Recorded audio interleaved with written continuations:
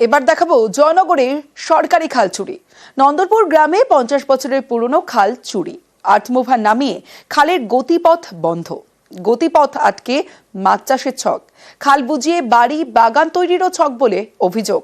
পঞ্চায়েত ও পুলিশে নালিশ।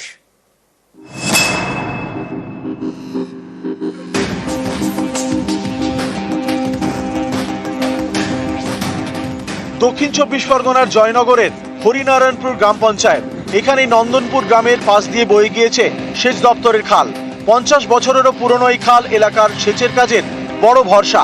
এমন একটি খালই চুরির অভিযোগ। দুদিক থেকে মাটি ফেলে খালের গতিপথ বন্ধ করে দেওয়া হয়েছে। অভিযোগের আঙুল স্থানীয় বাসিন্দা ইসমাইল পাইকের দিকে। স্থানীয়দের দাবি, রাতারাতি আর্থ মুভার নামিয়ে খালের গতিপথ আটকানো হয়েছে। আস্ত খালকে পুকুর বানিয়ে চলছে মাছ চাষের ছক। শুধু তাই নয়, বাকি অংশে মাটি ফেলে উঁচু করা হচ্ছে, যাতে পরবর্তীতে সেখানে বাগান ও বাড়ি তৈরি করা যায়। আমরা যখন রাত্রে বাড়ি ফিরি তখন দেখলাম যে খালটা বন্ধ করে দিয়ে পাশে মাটি ফেলে উঁচু করে দিয়েছে। খালটা যেভাবে ছিল রাস্তার গা ধরে সেইভাবে খালটা থাকুক, খালটা যেন না ঘুরিয়ে অন্যদিকে না যায়, খালের জায়গাতে ইমারত যেন না হয়।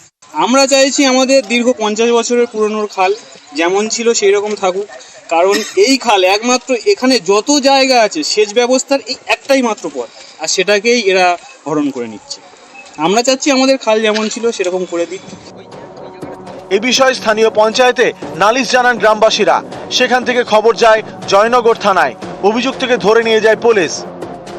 আমাদের স্টাফ কিংবা আমাদের ওইখানে স্থানীয় যে মেম্বার আছে, ব্যাপারটা তদন্ত করে আমরা দেখছি। জল নিকাশের ব্যবস্থা যদি সমস্যা করে সেটা আমরা তদন্ত করে দেখছি। ওই ব্যক্তি যদি অন্যায়ভাবে কিছু করে থাকে তাহলে তার উপযুক্ত শাস্তি দেবে। অর্পণ মণ্ডল, নিউজ 18 বাংলা।